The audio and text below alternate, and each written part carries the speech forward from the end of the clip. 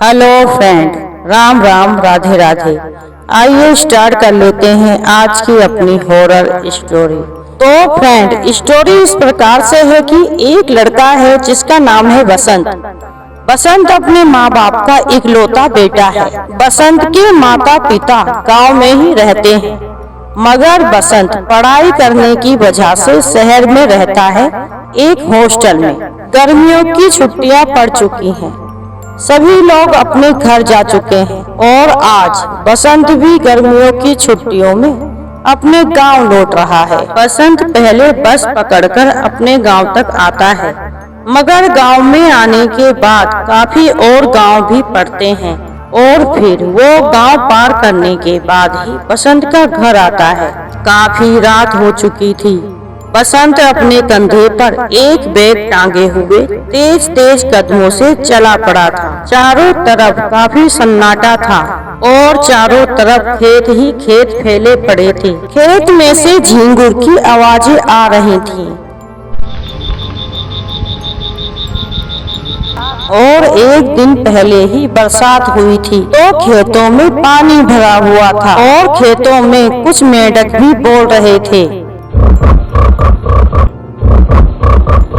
बस ऐसे ही कुछ जानवरों की आवाजें सुनाई दे रही थी बसंत को, मगर इसके अलावा उस रोड पर चारों तरफ कुछ फैला था, तो वो था दूर दूर तक फैला हुआ सन्नाटा ही सन्नाटा। बसंत ने सोचा कि इस रोड से तो कोई भी नहीं जा रहा है, क्यों ना मैं ऐसा करूं कि शॉर्टकट रास्ते से चला जाता हूं। पिछली बार जब बसंत अपने गांव आया था तो दिन ही दिन में वह अपने गांव पहुंच गया था। पिछली बार वह नदी के रास्ते से अपने गांव गया था, जो रास्ता काफी शॉर्टकट है। अब उसने ज्यादा विचार नहीं किया और वो नदी वाले शॉर्टकट रास्ते की तरफ चल दिया। वो रास्ता भी काफी सुनसान था, मगर शॉर्टकट था, इसलिए बसंत ने सोचा कि उस रास्ते से तो अच्छा यही रास्ता है, कम से कम जल्दी अपने घर तो पहुंच जाऊंगा। बसंत तेजी से अपने कदम बढ़ाते हुए चल रहा था। अभी नदी थोड़ी दूर थी तो बसंत को दूर से दिखाई देता है कि नदी के किनारे किनारे काफी लोग हाथ में मसाले लिए चले जा रहे हैं। बसंत ने ये सब कुछ पहली बार ही देखा था, क्योंकि वो गांव में बहुत कम ही रहा था और गर्मियों की छुट्टियों में ही सिर्फ गांव आया करता था, या फिर बस होली दीपावली पर ही गांव आता था। बसंत ने दूर से उन जलती हुई मसालों को देखा और धीरे धीरे वो नदी के पास आता गया। पास आकर बसंत ने देखा कि कुछ लंबे, कुछ मोटे, तो कुछ काले, तो कुछ बहुत ज्यादा सफेद और कुछ बहुत डरावने लोग और ऐसे भी थे जिनके बहुत लंबे लंबे बाल थे और उनके चेहरे पर पड़े हुए थे। बालों की वजह से उन लोगों के चेहरे भी ठीक से नहीं दिख रहे थे। बसंत काफी घबरा गया था और उसे मन में लग रहा था कि वो लगता है आज गलत रास्ते पर फंस गया है। अब वो उस रास्ते से वापस जाने की सोचने लगता है। अब उसे लग रहा था कि ये लोग जो भी हों, मगर हमारी दुनिया के तो नहीं हैं, इसलिए वो वापस जाने लगा। तभी अचानक से उसके कंधे पर किसी ने हाथ रखा। बसंत ने चौंक कर पीछे देखा तो एक लंबा सा आदमी बसंत के सामने खड़ा हुआ था। उसके लंबे लंबे बाल थे, चेहरा बालों से ढका हुआ था, मगर उसके हाथ पैर बिल्कुल सफेद थे और उसके पैर उल्टे थे। बसंत ज्यादा दिन तो गांव में नहीं रहा, पर कुछ दिन के लिए गांव में जरूर आता था, इसलिए उसने गांव के लोगों से सुन रखा था कि भूतों के पैर उल्टे होते हैं और नदी पर कभी कभी भूतों की बारातें निकलती हैं और उस समय उन्हें टोकना या किसी बात के लिए मना नहीं करना चाहिए, वरना उनका मूड खराब हो जाता है और वो लोग तुम्हें जान से मार भी सकते हैं। अब बसंत के सामने जो वो लंबा सा आदमी खड़ा था, वो कोई आदमी नहीं बल्कि एक भूत था। उसने बसंत से कहा कि आज हमारे सरदार की शादी है, कहाँ जा रहे हो? क्या हमारे सरदार की शादी में शामिल नहीं होगे? बसंत अंदर से बहुत डरा हुआ था, मगर वो उन्हें मना नहीं कर सकता था, क्योंकि मना करने पर वो कुछ भी कर सकते थे। वैसे तो बसंत अंदर से बहुत डरा हुआ था और उसके मुंह से आवाज भी नहीं निकल रही थी, मगर डरते डरते उसने कहा, अरे मैं आपके सरदार की शादी में जरूर शामिल होऊंगा। मैं इतनी दूर से आपके सरदार की शादी में ही तो शामिल होने आया हूँ। इतनी आवाज भी ना जाने बसंत के मुंह से कैसे निकली होगी, क्योंकि सामने 10 फुटिया आदमी खड़ा हुआ था, जो कि काफी डरावना था। उसे मना करने का मतलब मौत को बुलावा देना था। वो बसंत का हाथ पकड़कर ले जाता है और ऊंचे से सिंहासन पर बसंत को बैठा देता है, और वह भूत सबसे कहता है, देखो देखो, ये है हमारे शादी में खास मेहमान, इनकी खातिरदारी अच्छे से होनी चाहिए, कुछ भी कमी नहीं बचनी चाहिए। उसके बाद वहाँ पर बहुत से भूत मौजूद थे, जो बहुत खुश होते हैं और फिर बहुत जोर जोर से बड़ी अजीबो गरीब आवाजें निकालने लगते हैं, जो आवाजें बसंत के कानों में चुभ रही थी। उसे तो लग रहा था कि आज वो बचने वाला नहीं है, उसकी मौत आज निश्चित है। अगर किसी को एक भूत भी मिल जाए तो उस व्यक्ति का बचना नामुमकिन है, और यहाँ तो भूतों की टोली है, ऐसा बसंत मन में सोच रहा था।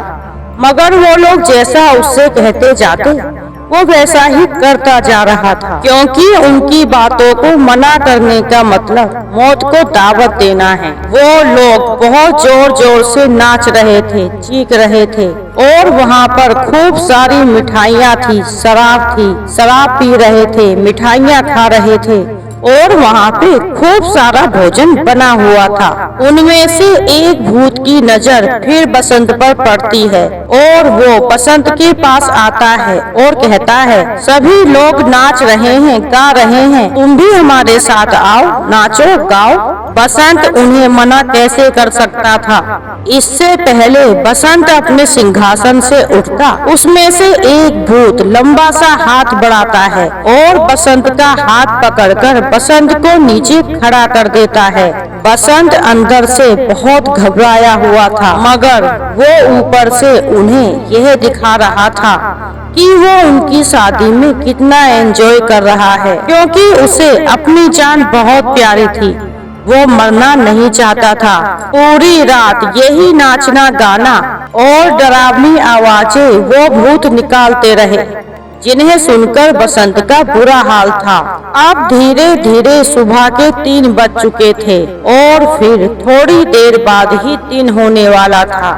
अब उन भूतों में से भूतों का सरदार कहता है, जिसकी शादी थी, कि अब हमारे मेहमान को इज्जत के साथ उसके घर भेज दिया जाए। ये सुनकर बसंत की खुशी का ठिकाना ही नहीं रहा। उसे तो अपने कानों पर यकीन ही नहीं हो रहा था। मन ही मन बसंत सोच रहा था कि जान बची तो लाखों पाए। उन भूतों में से एक भूत बसंत के पास आता है और कागज की पुड़िया में उसे प्रसाद देता है और कहता है, ये लो प्रसाद, ये प्रसाद तुम्हारे लिए ही है, इसे यहीं पर खा लेना। बसंत देखता है उस कागज की पुड़िया के अंदर बर्फी के 2 पीस थे।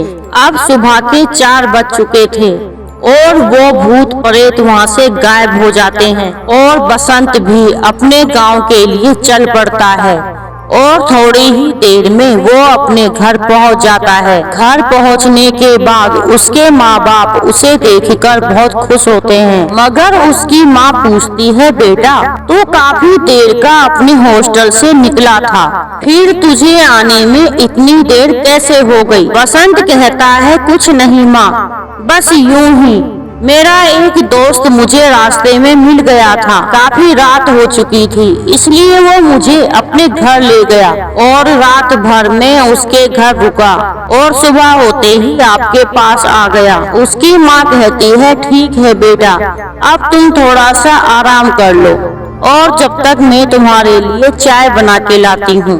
उसकी माँ बसंत के लिए चाय बनाने चली जाती है। इतने में बसंत की जेब में वो पुड़िया पड़ी हुई थी जो उन भूतों ने उसे प्रसाद के रूप में दी थी। वो पुड़िया निकालकर उसे देखता है।